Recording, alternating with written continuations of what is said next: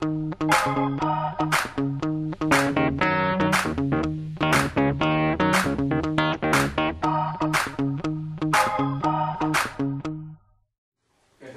first of all, good to be back. Yeah, of course. Well, yeah, feel great and good to be back at work, yeah. And you're back on the training pitch, back in the dugout. Are you doing everything as you did before you went away, or has there been a re-evaluation?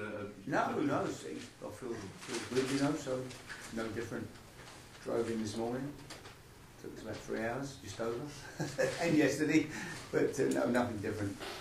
And have you come back into it, straight back in, almost as if you haven't been away, the way the guys have kept it ticking over? Yeah, I'm lucky to have good staff, you know.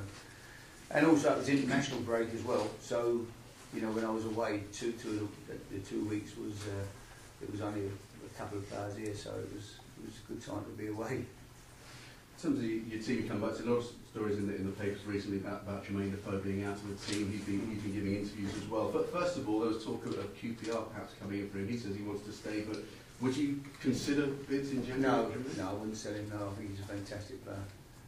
And you know, he had a reserve game here in midweek. He scored 5 goals against Charlton. They were incredible finishes.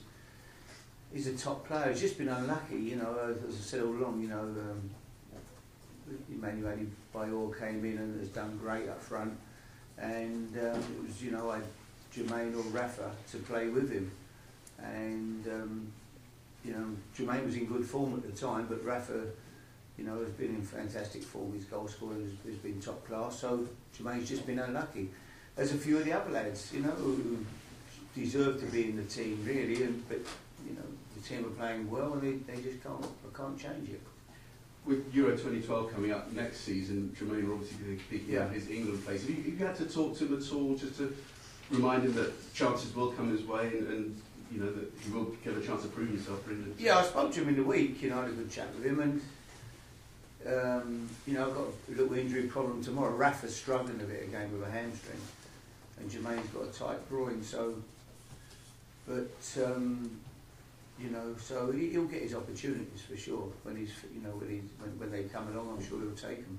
And in terms of that England play, he's got something to worry about because he's not his player. But in terms of his quality, would you see him in that England squad? I don't pick the squad; it's up to the manager. But he's a top class striker, you know. So there's no reason he shouldn't.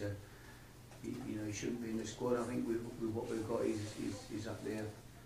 Wayne Rooney's top class, and after that, and obviously Wayne could be suspended for the first few games. After that, it's a very difficult one. We've got 4 or 5 strikers, and there's not much to choose between them. I can ask you about another of your players, and it is an issue that keeps coming up. The way the results have been going so fantastically for Spurs at the moment, and the way things have been going at Chelsea in the last few weeks, do you think Luka Modric is at all thinking, oh, actually I'm pleased to stay put here, they kept me here? I'm sure, you know, he just, as I said in the sun, you know, when we had the problem, when we first came back, he's just got on with it. He's just a fantastic professional. I sort of get tired of talking about him because I've said so many times just what a great lad he is. And he's never been a minute's problem. And he's just a wonderful footballer who I look forward to seeing every day. He's a fantastic boy. He just gets on with it, and he's playing great for us. And Scott Parker's been in great form alongside him. They've all been in top form, you know, really. The whole group are playing to their maximum.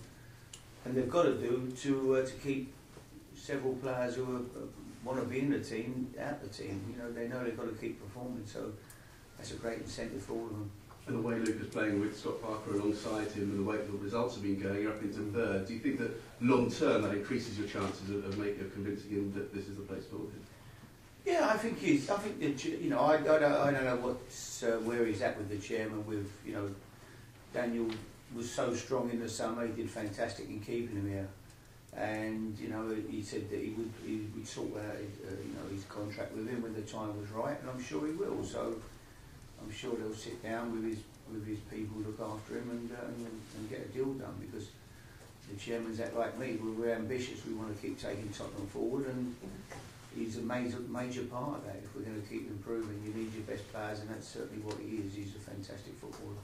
The way the team's playing at the moment and getting up to third place, would it be a reasonable question to ask if this is perhaps the best Tottenham squad, best Tottenham side since going back to 1961?